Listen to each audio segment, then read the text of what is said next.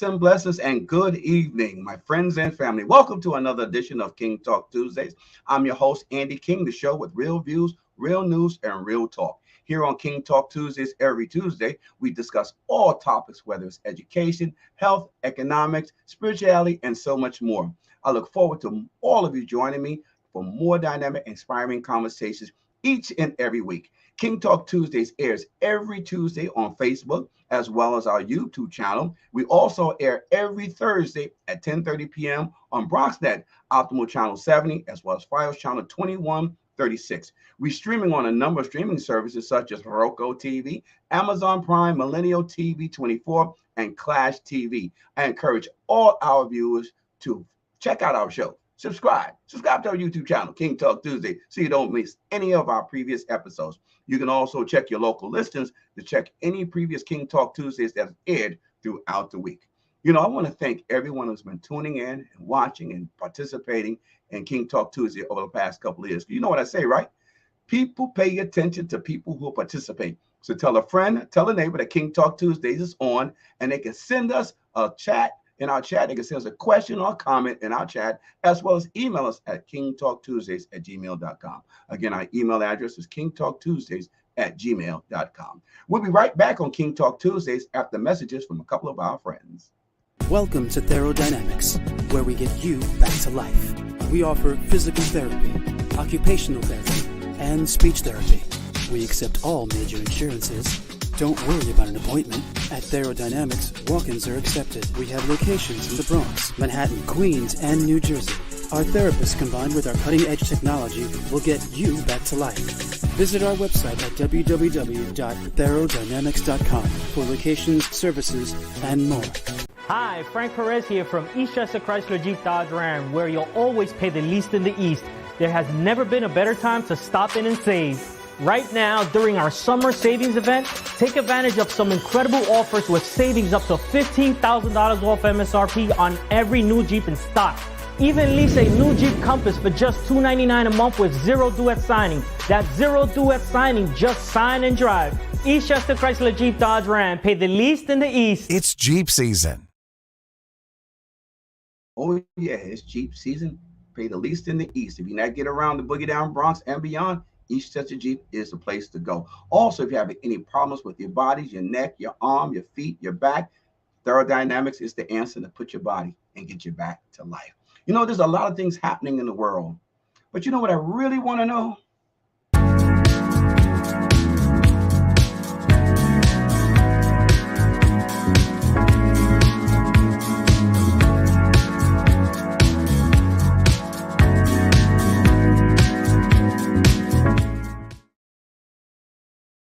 Late Marvin Gaye used to say, what's going on? What's going on? What's going on? Well, let's talk about what's going on and what has been going on and what has occurred over the last weekend, things that have been going down. You know, we got so much going on in the neighborhood.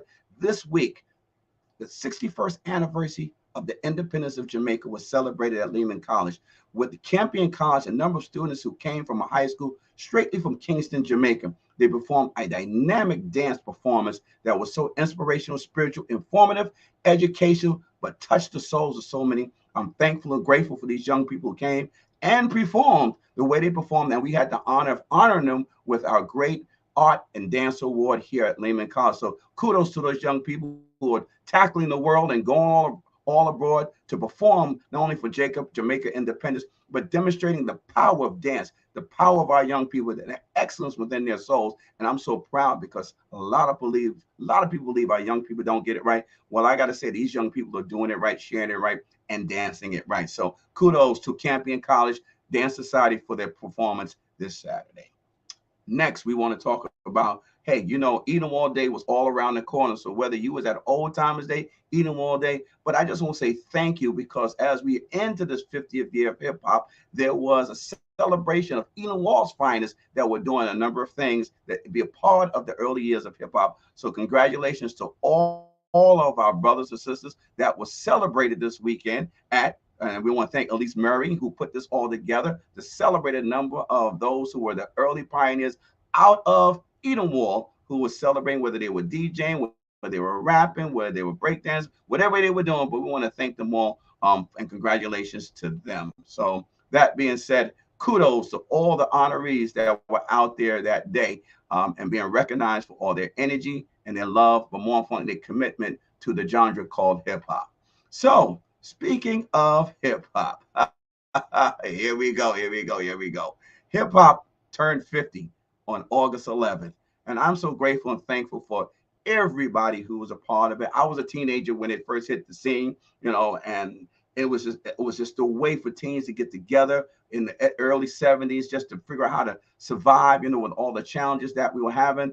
Teenagers always have their challenges. It's just a part of growing up. And each generation has what they have to deal with in society. This generation has its own messaging that they're managing and trying to deal with COVID and so much other. So their reality is a little different. So their language may be a little different, and their swag is a little different. But in the 70s, I got to tell you, it was done right for me, and it was done right for so many that this culture's tackled the globe. So I mean, something was done well that it existed and existing 50 years. I'm looking for another 50. God bless, God willing. But to talk about the 50 years of hip hop, there's a number of pioneers that are joining us today that kicked it off, and we know. If you didn't have some of these people in the room, it didn't even matter. So kudos to a Kool Herc, kudos to a Cold Crush, kudos to Shy Rock, kudos to those who made it happen, Melly Mel and the crew. So we want to thank you.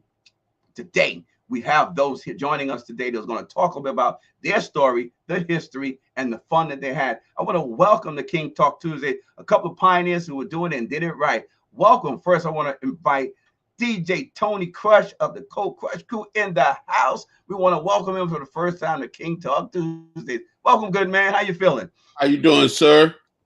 How you doing, sir?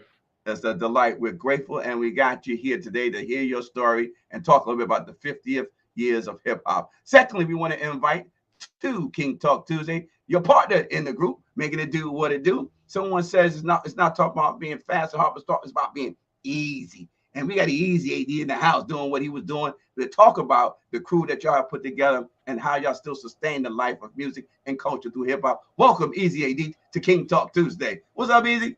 What's going on, Mr. King, Andy, and Mr. AK? Everything is beautiful.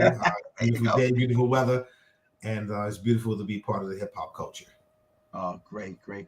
And finally, up next, our next guest is somebody who took it to the streets and took it to government and was able to establish 7th Avenue, now known as Hip Hop Boulevard. We are grateful and thankful. Our brother who works and moves in the scenes, behind the scenes, sometimes in front of the scenes. Let's give it a welcome, Brother Al Pizarro, Hip Hop Boulevard in the house. King Talk, man. I am honored to be here. Oh, thank you.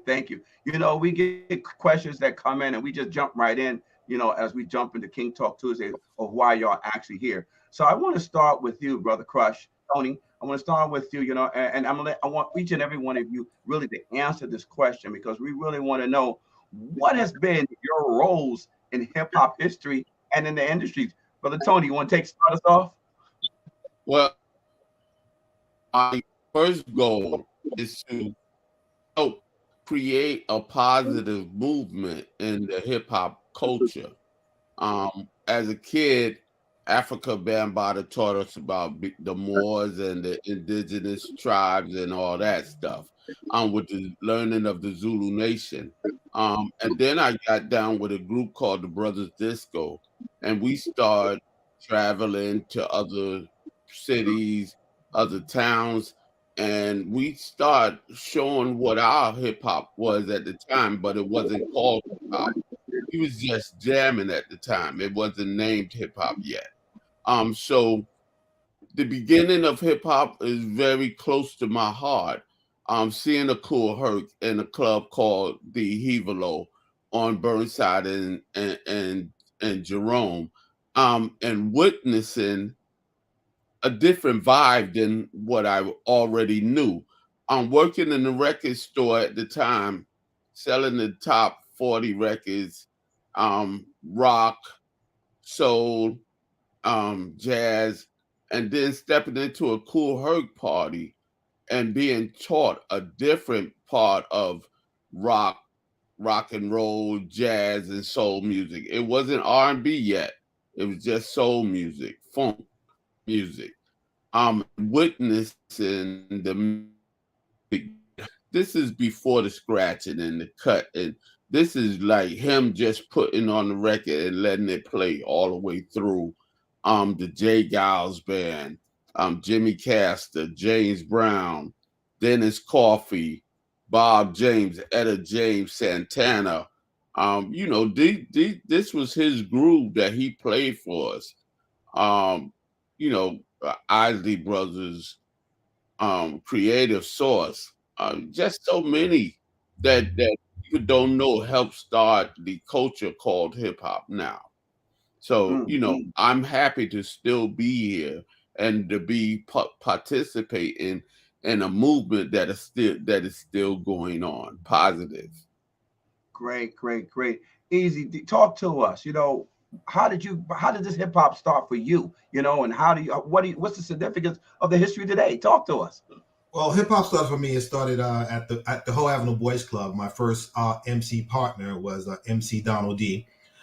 We created a group called the Asalam Brothers. We had two DJs, DJ Rashid, and we had DJ Stephanie.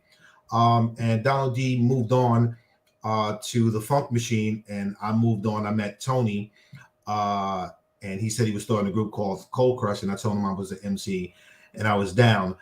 So some of my early connections to the culture was basically going to the park jams. Park outside, going across to Bronx River. I'm also shows at the Hoe Avenue Boys Club. MCing was just one part of my aspect, a part of the culture.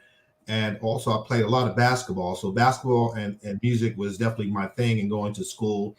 So I honed all my skills at the Hoe Avenue Boys Club in the Bronx. And and then we joined Tony Tone, created the group called Cold Crush, a name, not called, the Cold Crush Brothers. And from that point on, there was no looking back. And Tony said he was starting a group because he wanted a group of people that loved each other, number one, and would work together to be the best that they can. And that's actually how the brothers were. We worked really hard, and we appreciated everybody that was in the culture at the time. One of the things that the Cold Crush Brothers do, we are a group that show love. So when you show love, you get love.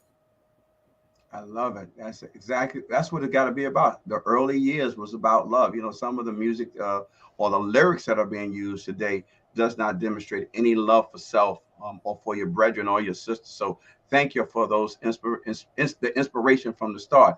Al, let's get your mic on, Al. Talk to us a little bit about your beginnings in hip hop and your history of being part of this genre. I have a couple of different layers. With me, listening to other people playing their beats and rapping on records. Because me and Gene were the guy that used to play in a park next to where I used to live at. I used to live in the Forest Projects. And I would set up my system, and my system was nothing compared to what he had.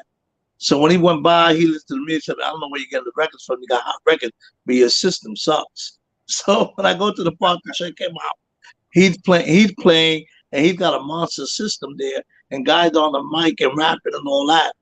After that, I stepped into the record pool business, where I was actually giving out the first records that they were coming out. I mean, record companies didn't know what to do with it, because they said, we got a hot music, but we don't know who to give it to, because most of the DJs they were giving records out to before were disco DJs.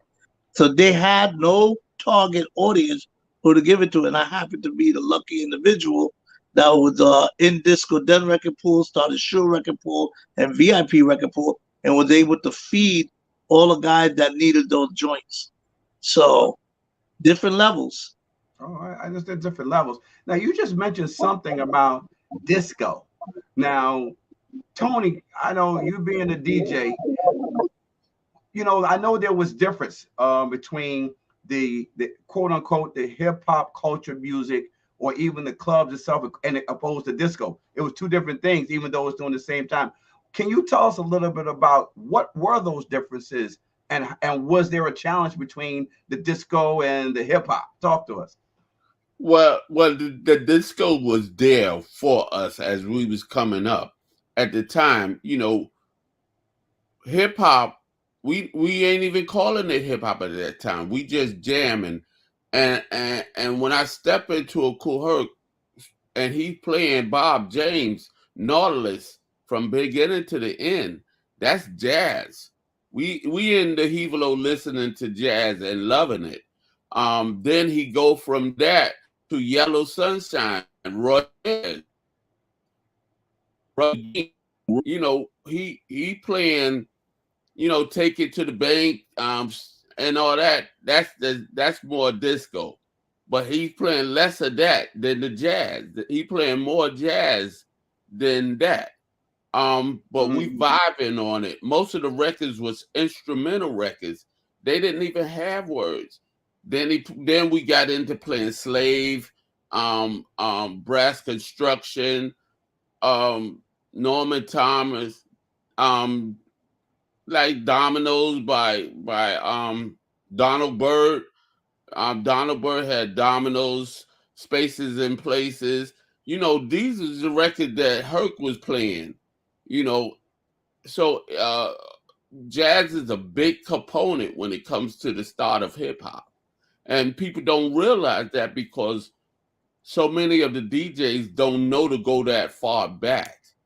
So when one of us play, it's a whole different hip hop atmosphere to us. But we trying to show people the beginning, the actual beginning, because everybody thinking the cutting, the scratching, the rhyming. At this time, no, it's not that. It's just a vibe. It's a Kool Herc vibe. It's an Africa Bambaataa vibe. The cutting comes in. The fast cutting comes in when Grandmaster Flash. The needle dropping and the scratching come in with Theodore. The whole beginning is a whole different vibe. It's a laid back jazz, funk, soul vibe. And we, you know, it's breakdancing, but it's not the breakdancing that everybody know now. At the time, it was 3 different hustles out. It is Latin hustle, the standard hustle, and then Herc dancers start creating their own hustle. They start improvising and putting ballet in with their hustle. And now they got theatrics in it, and it's something to see. Now we forming circles for the hustlers to be in there with the girl. Because we dancing with the girls. Right. Now, but that starts falling off because now when the breaks and stuff come in, now cats is b-boying. And they not dancing with the girls no more. Right. They trying to show their talent as a b-boy. I like you talk about that transition because, you know, you take me back to a time when when we were jamming out in the park, you know, so they were playing, whether you was playing Scorpio or some Herbie Hancock, and, you know, and you were, you know, Norris and Chuck Chilled Out, you know, or later on, you know, but back then in the day, you know, people were 16, break out, you know, they were 15 and 16 and 17 in the park, you know, playing music and jamming. But I want to transition because now that you said it, you know, the scratching all came in with Theodore and, you know, all the other mixing that was happening with Flash, but there was the lyric component that kicked in. Easy, talk to us about those early days when the lyrics started coming in and rappers started, you know, getting their flow, you know, to the beat. Let's get your mic on. All right. So we just want to just share this, how it is. We definitely didn't call it rap at the beginning of the culture. We were MCs, master of ceremonies. We moved the crowd. So at the beginning of the culture, we had the announced first MC, Coke La Rock. And at that time, the most exciting thing that an MC would say is who's in the house. So we would announce who was in the house, who was on the, you know, the DJ, and just make announcements. So you made announcements. And then one of the most embarrassing announcements, mothers used to come to the park to hit them. So the MC would be like, so-and-so, your mother is at the turntable, come, your mother is looking for you. And everybody be like, whoa. So it evolved and the MC became important. And so then we started creating nursery rhymes, meaning like Ike and Mikey was playing in the ditch, you know, and Ike called Mikey, you, dun, dun, dun, dun, you know, so we started doing a nursery rhyme. And that was like the I would say, the elementary element of the rhyme. And a lot of people would talk and say, well, there were hip hop going on, and there were people rhyming. There were many people saying poetry and rhymes before we began, but it was not called hip hop. So let's be clear about that. There were people who came before us, like the Last Poets and people like that. They were saying poems, but it wasn't considered hip hop. So it went from that, and then it went from the call and response, say ho, and stuff like that. Then it moved into the record aspect. But let's go back. The tapes. There was a lot of tapes made with the MC, so the MC became more prominent in the culture. The DJ, at first, DJs are the people who started the crews. There is no MC who have ever started a hip hop group. It's always the DJ because the music. And then the MCs. So there were early MCs. There were Kevy Kev, Master Rob. There were the Furious. Not the four MCs. Flash had four MCs at one time, three MCs, and then we had the L Brothers, and then we have the Cold Crush. We have the Funky Four. Before it was plus one more, and so each group began to elevate their MC style and using like commercials and jingles to say rhymes. And then that's when the Cold Crush Brothers stepped in, and we were a little bit more eclectic, a little bit more clever. We have a different way of style, and we took that MC style to a different level. The MC just became important as far as like the presentation of the culture, and it became the more popular level at the time, and it kind of moved the DJ to the back. So when I say the back, it became the DJ became more of a supporter of the MC, and at the early time of the hip hop, the MC was more a supporter of the DJ. Mm-hmm. And then the record industry exploded, and it took the MC to another level, and it moved the DJ even further back in that aspect. So that's a plus for me, and that's a minus as well, because when you began to separate the elements of hip hop, that's when it becomes a little bit less attractive. Now, you just mentioned something that's very critical, the elements of hip hop. Al, let's get your mic on. Talk to us about the elements of hip hop. Al. Al froze. Oh, there you go. Talk to us about the elements. There's five elements of hip hop. So you got to think of, there's the B-boys, the graffiti, the MC, the DJs, but there's also knowledge. As we went to these parties, because me being a DJ and having a record pool, I had the best of both worlds, because I was able to go to different events and listen to other DJs play different type of music, but I was also able to supply them with that. But see the actual elements happening inside the room. Some of the events that I went to, the room was all graffitied up already. So the walls were all painted up, and at that time we used to have the fluorescent lights and all that. So they have the black lights, and it will be you'll see the colorful drawings all over the wall. The guys will be dancing on the dance floor. They'll make a circle and everything around there, and then the beats, they were playing beat after beat after beat. Because my thing was to give them the record so they could find that little part of that beat and give them 2 copies of it so they could keep on playing it consistently. So, I was going to the 371 Club, and I was going to Pete DJ Jones Club, the Peppermint Lounge, and different clubs like that, and checking out what they were doing there. And it was just the whole ambiance of all the elements of hip-hop. It's funny because hip-hop has always been that thing that kept us away from fighting and killing each other. Oh, that's a blessing. You just mentioned one of those clubs where we used to have fun, 371. I mean, Hollywood and Eddie Cheaper Cheap down there doing their thing. Getting out. It could be one of those days you sneak out when you're supposed to be home at a certain time, but you had to get to 371. Tony, talk to us, because you had something you wanted to share when I asked the question about the MCs, because I know that if the MC is moving the crowd, but if the DJ ain't on point, your lyrics can go left. If the DJ is bouncing the needle or not, the DJ becomes the drummer of the group. He got to keep the tempo so the MCs can flow with him. But me growing up in a household, my father listened to the Signifying Monkey. We had Rudy Ray Moore. we had cats like that was rhyming and putting out records with their rhymes and their poetry and stuff like that.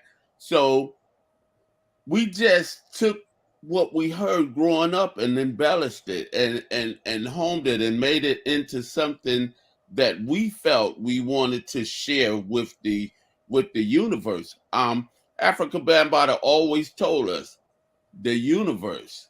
That's why it's called the Universal Zulu Nation. That's why the new museum is called the Universal Hip Hop Museum, because it's not just for us, it's for everybody. Right. And we try to share this. The fifth element is knowledge. And if you're not teaching, you're not doing hip hop. Well, I applaud you for saying that, because I can imagine Easy as an MC, and I'm gonna be clear. I'm not biased to any of our rappers, but I gotta say I always appreciated Rakim, because I love the lyrics of Rakim, and I always try to remember how many times have he ever really repeated a lyric. He'd go 8 minutes without repeating a lyric, and that's having some vocabulary and some knowledge to be able to say something on the mic, than other than just some of the stuff that people were putting out there. But either way, but I applaud him, but I applaud so many from Chaos 31 and Melly Mel and all of you, Easy, who made us feel good on the dance floor without hurting ourselves at the same time. So we almost going to a break, but this year was the 50th. So before we go into our break, I just want to set the stage. All right, because we come back shortly, but I want to kick it off. I want to know about Al. Before we go into the 50th, you started, and tell us the day that you were able to get Sedgwick Boulevard named Hip Hop Boulevard. What was that process like? And let me tell you, the greatest thing is that Tony's on this interview, because me and Tony and my son got asked to help with that situation, and we were able to do something that someone was trying to do for 6 years. And we were able to do it in 2 days. And when I say do it in 2 days, set the platform to be able to go to the community board and talk about the importance of this street being named Hip Hop Boulevard. Because most of the community boards members did not understand why should they do it, why it's so important. And we had to really go into the fact that economically, tourism, the fact that it's historical, how it uplifts the Bronx and all that. So it was 2 years of going to different community board meetings and trying to convince everybody of it. So it was a lot of hard work. I got to give some props to my son, who got the signatures from 1520 Sedgwick Avenue for the first place in order to start it off. Well, I thank you for that. The story of America. Anytime that you take people whose skin like they've been in the sun for a nice brown, golden tan, the system has a problem, because if this was, call it for what it is, if this was something created by Caucasian kids, it'd have been no brainer, but since Black kids who created it for themselves, by themselves, to survive within themselves, they couldn't understand it. From everyone who wanted to hate it at the time, even government wouldn't even accept what this genre was doing for so many of our young people at the time. And I say us, because we all off our teens and then early 20s when all this was just being established. So we're going to take a quick break on King Talk Tuesday, because I am at halftime. Can I say this right quick? Can I say something right quick? Okay, right quick. A loud cry for help. That's what it actually was. A loud cry for help. And it worked. God bless us. So with that loud cry, let's go into halftime of King Talk Tuesday. We'll be right back after a message from a couple of our friends, even in Hip Hop Universal Museum. Let's take a break.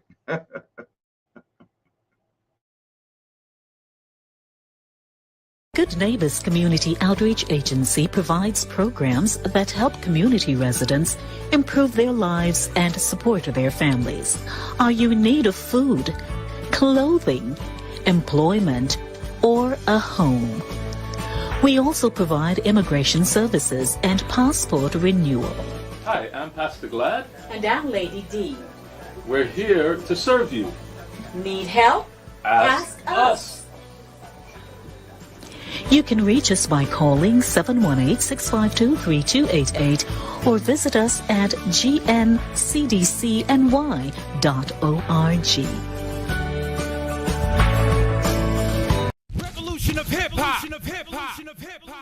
Bronx Terminal Market, 610 Exterior Street, Bronx, New York, Tuesday through Sunday. Pull up. The Golden Era, 1986 through 1990.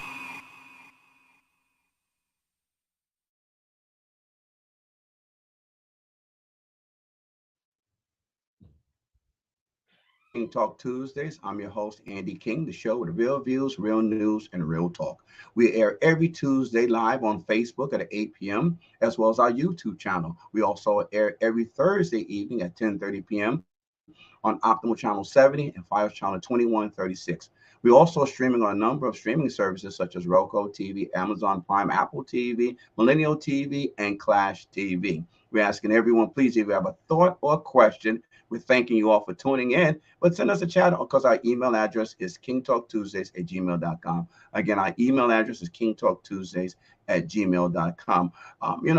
One of the things that we do at halftime of King Talk Tuesday, as a former basketball player, always got to get my stretch on, make sure my flowetry is going on. Don't want to lose my shot, so we always got to make sure we stay in shape there a little bit, but we also want to give praise and prayers to the Most High upstairs above, who wakes us up and gives us the strength and the energy and the spirit to do the things that we do on earth. And I ask everyone, the last couple of years has been so challenging for the world. And so whatever that looks like for you, especially for our young people and our younger people and our seasoned individual, I ask everyone, do all you can to find prayer. Do all you can to find a higher power. Find something that's greater and bigger than yourself to support, sacrifice, and love. Because when you do those certain things, for me, it's the Most High in Christ. And I know that the Most High in Christ carries me through my steps. Because anytime I try to get in front of him, I trip and fall. And I tell you, concrete hurts. So please, whatever that looks like, find prayer, find strength, find energy, find your center, whatever that looks like. And I say to you in these days, say a prayer each and every morning for yourself. Say a prayer for your neighbors, for your family, for your friends, your enemies, your frenemies. Pray for those who just need help. I'm not praying for the wicked devils, though, but I'm praying for my brothers and sisters, who are going through those trials and tribulations of today's world, and that we get better together. So that being said, may the Most High continue to watch over you and your family. And we're going to get right back to King Talk, because we're talking about something that's given to young people, that was created by young people, young Black kings and queens who came up with this genre. Now, if we go back in time from the skidded and the scatting and the Ella Fitzgeralds, and all the tap dancing that was going on, that was the same kind of vibe that was given off. And as you heard Tony Crush said earlier, it was a cry for help, and because every young generation goes through something, but it was a cry for help that people heard, people listened. But we want to talk a little bit about as we move forward and bringing our guests back in. But before that, I want to give a shout out for a few of our viewers who are tuning in. I want to give Jerry Later, who's tuned in, who's just saying, hey, he's saluting us all. Thank you for tuning in, Jerry. Appreciate you much tonight. Also, we want to give this Pam Beckford. She's on the scene tonight talking about MC, DJ, graffiti, knowledge, and breakdancing. Thank you for breaking it down, the 5 elements out of what this looks like. Also, we want to give a shout out to, look at this one here. We got Big Bad Show talking about salute to the Bronx legends tuning in tonight. So we're truly grateful and thank you. And Tish Bizzle Shepherd, thank you, Miss Shepherd, for tuning in, as she gives us a good evening and tuning in tonight. We have more questions coming in, but we want to get right back to the show because we are in our 50th. So let's talk about what that looks like, our 50th. So, hey, I got to bring our guests back in right now. We got Tony that's joining us right now, and Easy D is joining us right now. We got the MC and we got the DJ, making it do what it do. And we're just going to let's jump right into it. Let's bring Al back up in the game. 50 years of hip hop was celebrated this weekend. There was events all over the place. No matter what borough you was, there was celebration from the mayor doing things, but from Van Silk creating one, then a big Yankee Stadium performing, Rock the Bells out in Queens. There was just so much happening going on. So it was a lot of energy being spent. So I want to ask y'all right now, I'm going to start with you, Tony. Give us, what is the importance of honoring 50 years of hip hop? What is the importance of that? Well, me being in a great deal of that 50, it's a big honor to still be around to celebrate a 50th year in hip hop, in a culture that I seen come from the very concrete and grow into a positive monster, like just sharing and teaching and helping people grow into something that's incredible for the universe. I'm from a time where somebody said, "Oh, this ain't nothing but a fad. It ain't gonna last." And I looked at that person's face and I said, if I have anything to do with it, I'm gonna keep pushing what we doing. I'm gonna keep pushing it. And that person was Russell Simmons. That person was Russell Simmons that said this was the fad and it probably won't last. Wow. You know, Well, and I we're thank 50 God years for in. every morning. I thank God for every morning He allowed me to wake up and I start a new venture, a new hip hop venture every day. Okay. It don't stop. It don't stop. Don't stop. Can't get enough. Keep rocking all night long. I feel you. So Easy. Talk to us as an MC. What is the significance, importance of maintaining 50 years and celebrating 50 years of the hip hop culture? Well, the significance and many importance. First of all, something to be valued for quite some time is important. You can look at hip hop as like a child, right? So a child is born, and it goes through many different stages. It goes from 1 to 10, from 10 to 20, from 20 to 30, and each of those 10 years, you develop different skills and different accolades and different levels of understanding. So that's the same thing that happened in hip hop. It came from without. It came from out of us, but out of us in our bodies to the people. So they got an understanding of what music and how we vibrated with the music. They got to understand how the things that were happening in our life at that time in the South Bronx. They got an understanding of how we collectively work together to make something tremendous happen. So when you look at hip hop, it's something that you can taste, it's something that you can touch, and it's something that you can feel, and it's also something that you can experience. So it's like having birth, it's like giving birth, presenting it to and giving it all the different things to be successful. I love it. I love it. Now, this is I really need to ask y'all this question, and I want to start with you, Alan. I want each and one of you to address it. How do we keep the true origins and the real beginnings of hip hop in front of folks?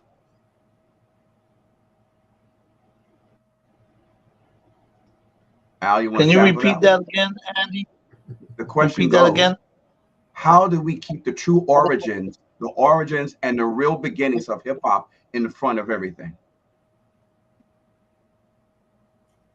I think that one of the parts that we're doing, like the museum, it's collecting the artifacts and putting the people together that were part of the very beginning of it. I think the telling of the stories, the telling of each person's part of hip hop is important also. But very important is access. We need access. So what you're doing today is great because we're able to talk about it and be able to keep the truth in front of everybody, because there's a lot of times that things are exaggerated, embellished, and it's hard to determine truth from lies or from just storytelling, and it didn't actually happen. Okay. Crush, you want to tackle that one for us, Tony? Because I know you've been there since day one.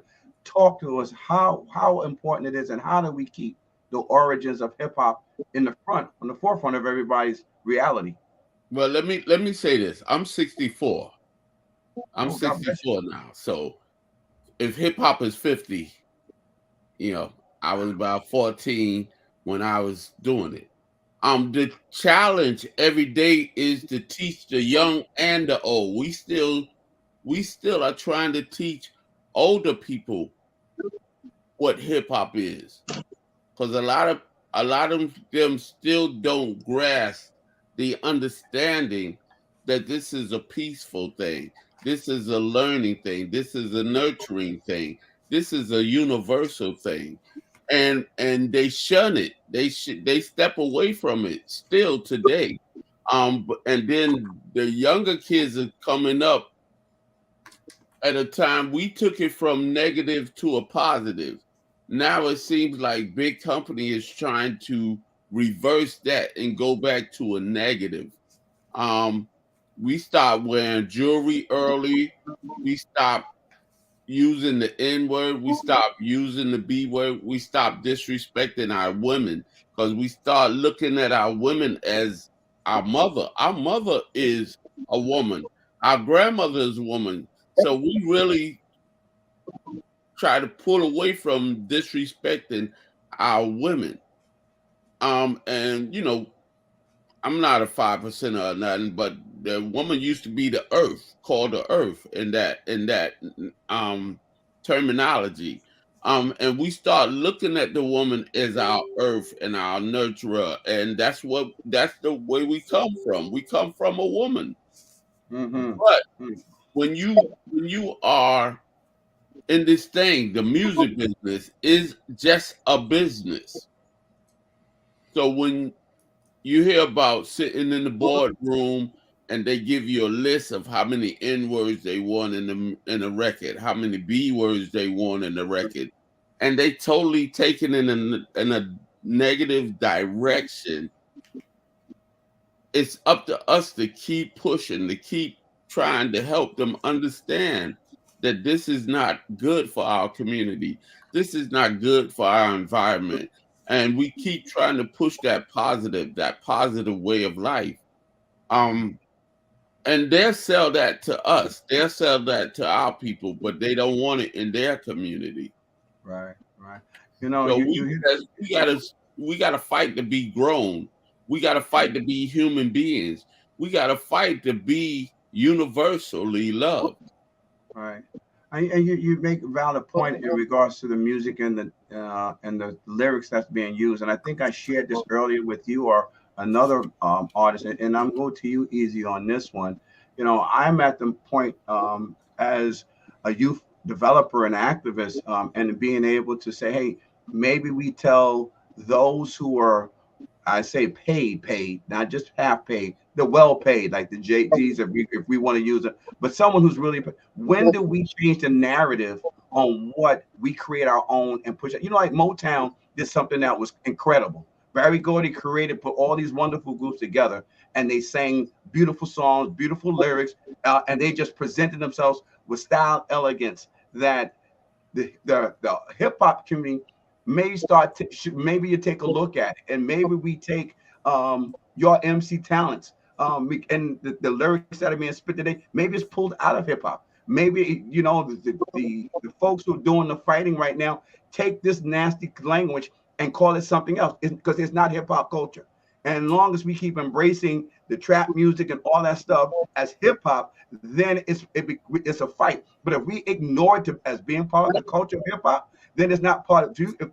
If the industry wants to pay for that, we're not calling it hip hop. We're calling some other. You can call it some ugly stuff, but it's not part of the hip. It's not who we are and what we've done for the last 50 years or why it was ever created. So some artists can't ever be included in the genre of hip hop because they don't follow the guidelines and the rules of how the culture is supposed to be going. And if you start dismantling that and dismissing it and stop investing, and then maybe someone will start listening, and then we maintain the new culture. And maybe some of y'all can still pull out some records, you know, hey, and take it back in time for us, you know.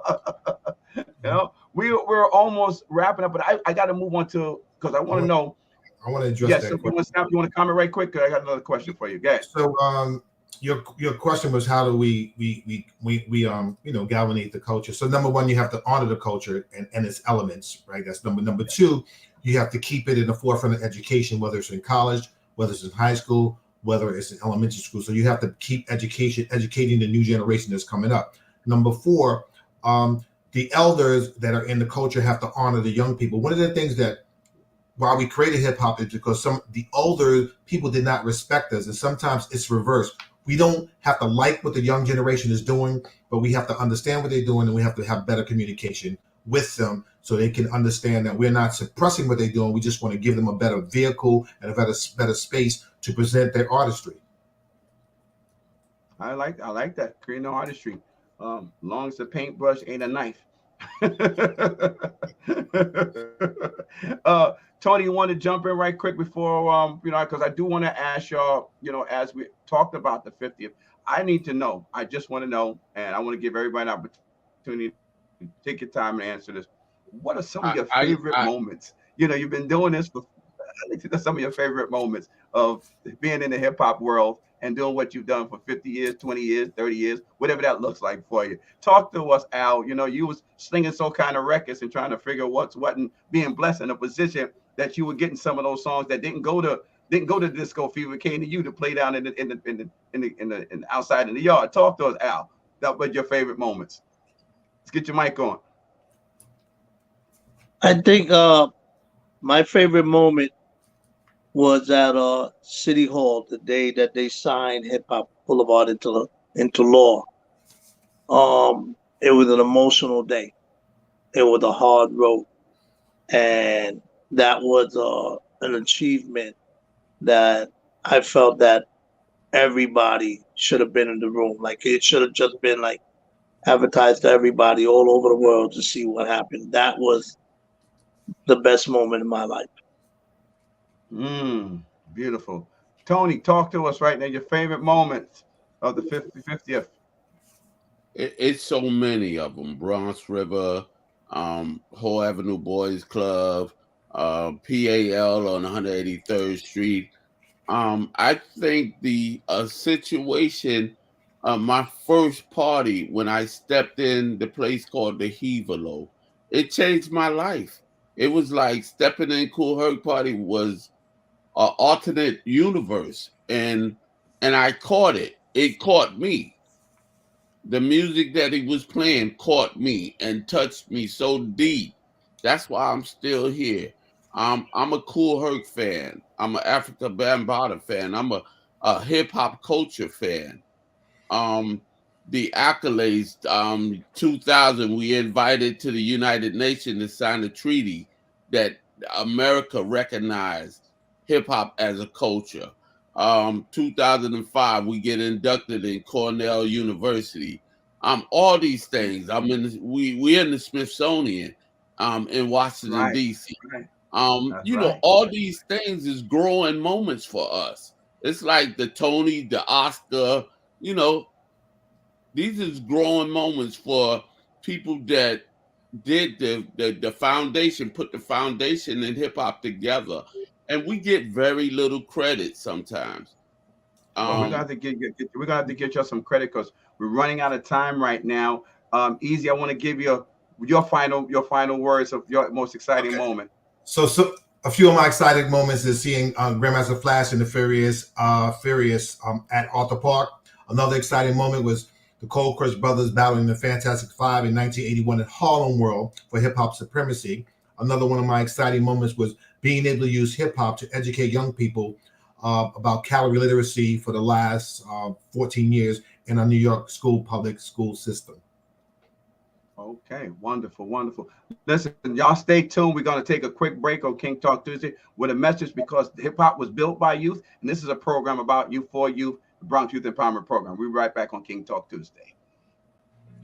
The Bronx Youth Empowerment Program, YEP, is a youth organization that has served the Northeast Bronx for 17 years. During our tenure, we have provided recreational and educational forums that have nurtured the growth of many youth in the community. YEP has also serviced hundreds of youngsters around New York City.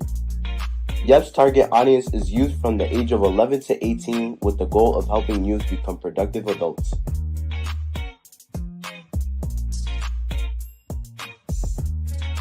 YEP provides young people with resources to explore leadership skills, community involvement, and self-development. YEP consists of weekly and bi-weekly informational sessions with guest speakers from professional, political, and entertainment arenas. Also, as a part of community involvement, YEP will host trips to a variety of venues for educational and recreational experiences.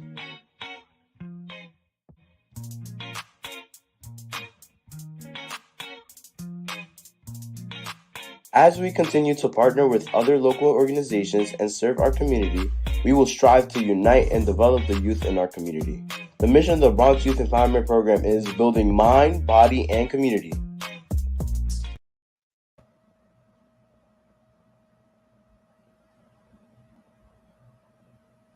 Body and community. We've been celebrated tonight 50 years of hip hop with some of the best: Tony Cold Crush, Easy AD, as well as Al Pizarro that done some of the early work to making sure the hip hop stands, and still is moving. We're thankful and grateful for our artists, but we just want to give them a little celebration. What happened over the weekend? So let's say thank you to all and congratulations to all of the world of hip hop. And we're going to be back on King Talk Tuesdays next Tuesday with more of Hip Hop 50. God bless.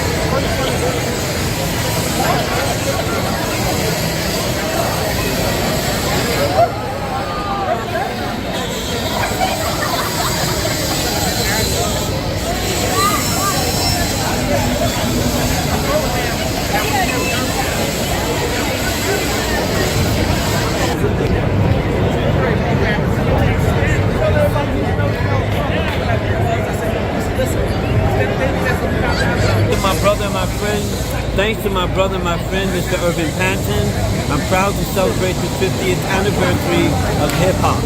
It also coincides with the 50th anniversary of Good Times. So therefore, we have parallel interests, and I wish everyone who's involved good health, continued peace of mind, and stay at peace and not in pieces. Introduce yourself to tell me. What's up, y'all? It's the Downtown team. You know, we're a young music artist, we're a lot, but right now, we're in the Boogie Down Bronx at the Hip Hop Museum, the only one in the Bronx, and you know, we're just here for the people who are part of the 50 years of hip hop. You know, we're chilling, about to go in the museum. We're gonna have to see the people, we're gonna see how things go, and hopefully we're gonna have a great day, you know. Big 50 years of hip hop with the next to the future. We just ready to have fun and have a good time with everybody that was a part of the 50 years of hip hop, and just be a community and just have fun in general. Dalton, be out. Cutman LG, founder for the Universal Hip Hop Museum. This is a monumental day. This is something that needed to happen in our time, by us, for the people. And hip hop, I love hip hop from the first time I heard it. 7 years old. And look, we here, baby.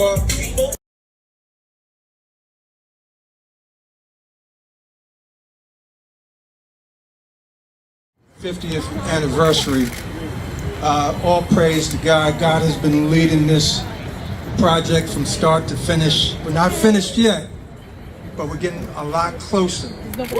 And I just want to recognize some of the real important people that really helped to move this project forward, because without them, this project would not be where it is today.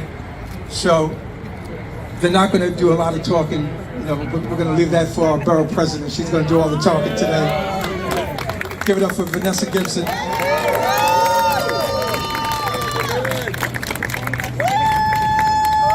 Got Mr. Chuck Chart stand behind me. Chuck E. Cheese. So my name is Rocky Buchanan. I'm the president of the Universal Hip Hop Museum.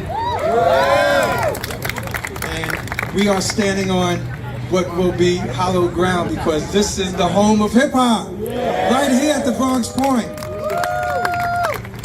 This museum stands as a testament to all the hard work and the creativity, and just the people that really elevated this culture, from Red Alert and Flavor Flav and the Twins and Kool Herc and Sal and Chief Rocker Busy Bee standing right next to me, and Grandmaster D Houdini. I mean, and there we go, Milk D from Audio 2. I mean, everybody there's too many to name, but this culture would not be what it is today. And Charlie Ahern, obviously, big contributor. Martha Cooper's here, as well as my man Glenn Freeman. April Walker and Ernie. Ernie's sitting right here.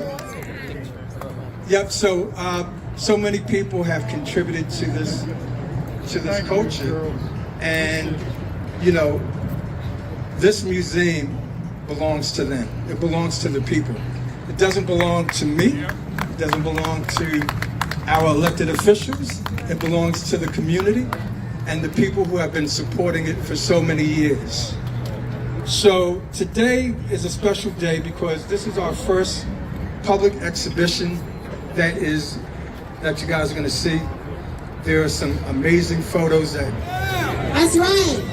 Flavor Flav said... You ready, Flav? Ready? Alright. We ready. Hey, just like DJ Regular used to say, yeah. Well, this is what we say in the Bronx. Wepa! We ready? All right. Good afternoon, ladies and gentlemen. Buenos tardes a todos. Bienvenidos. Welcome to our very own VIP inaugural toast and our celebration of hip-hop. I am Vanessa L. Gibson, and I'm proud to serve as the president of the great borough of the Boogie Down Bronx. We welcome each and every one of you here as we celebrate the 50th anniversary of hip-hop. We are standing on hollow ground.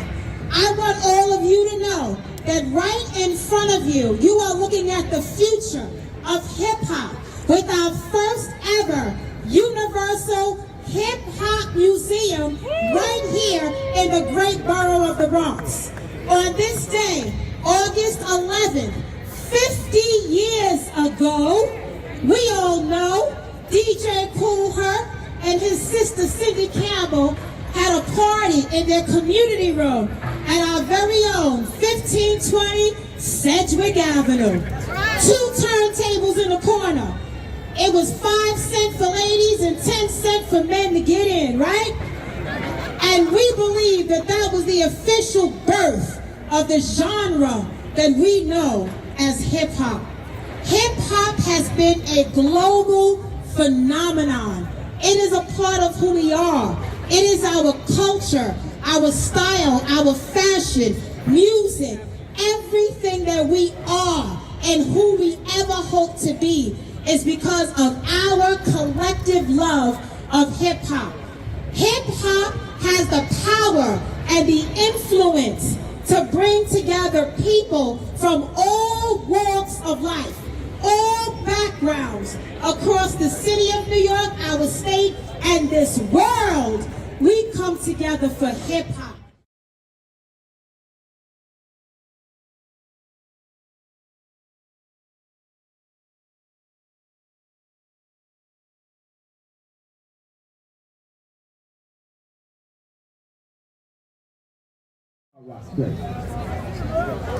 Shaw Rock's battled the guys in hip-hop. She was out before a lot of male MCs, and the recognition needed to be given to the women, especially the pioneering women, the Mercedes ladies, and all those who came up in the game is not getting the recognition. So Andy Kane, who created Shaw Rock Day, has a special gift that we came up with, and is only one of a kind. This is the first one, and she's getting it today. Peace and blessings, family. How's everyone today? It's Hip Hop 50 in the house. Well, it's a delight to see everybody as we talk about 50 years of lineage of when we were teens, how the music of hip hop allows us to save ourselves, lyricists that inspired ourselves, lyrics that made us get together. Whether you were part of the Zulu Nation, whether you were part of the Black Spades, Peacemaker, you just playing basketball, you just in the neighborhood with a hip hop song, whether you know the Funky 4+1 came on Melly Mel, we all got together and no one was fighting about anything. It was all about love. So what happened about 4 years ago, I came up as a New York City council member, met this young lady, Shaw Rock, a Funky 4+1, doing a movie for her, and then out of that day, we established Shaw Rock Day. For the last 4 years, we've been celebrating, even 1 year during COVID. I got in my van and drove all the way to Texas, where she resides, to make sure the Queen got celebrated for being a pioneer and being the mother of all the female MCs.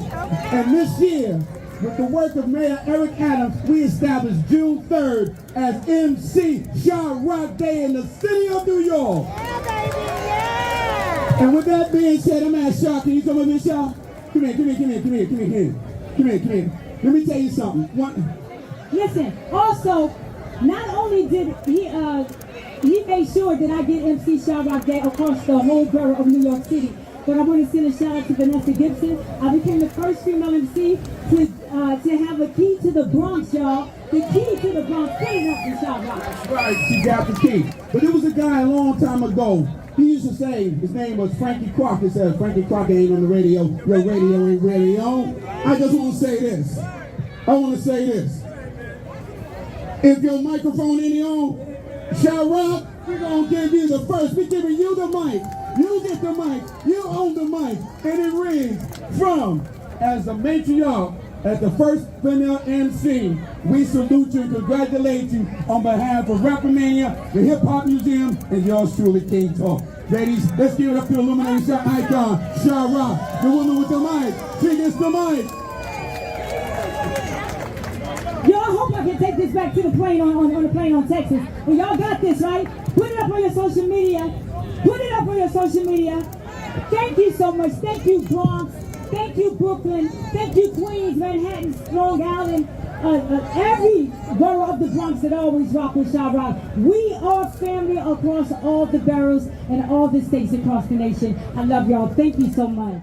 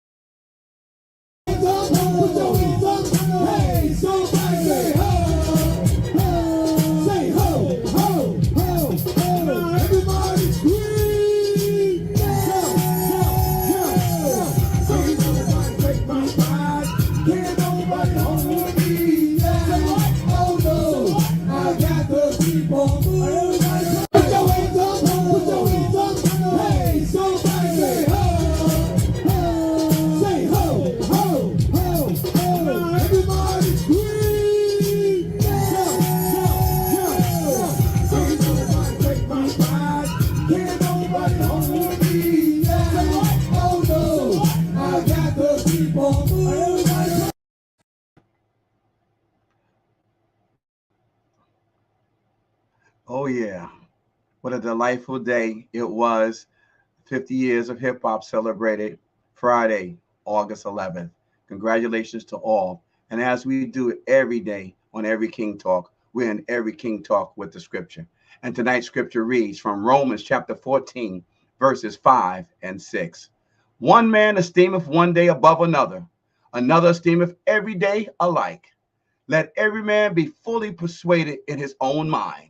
He that regardeth the day, regardeth it unto the Lord. And he that regardeth not the day, to the Lord he do not regardeth it. He that eateth, eateth to the Lord, for he giveth God thanks. And he that eateth not, to the Lord he eateth not, and give God thanks. If no one told you today, God loves you, and so do I.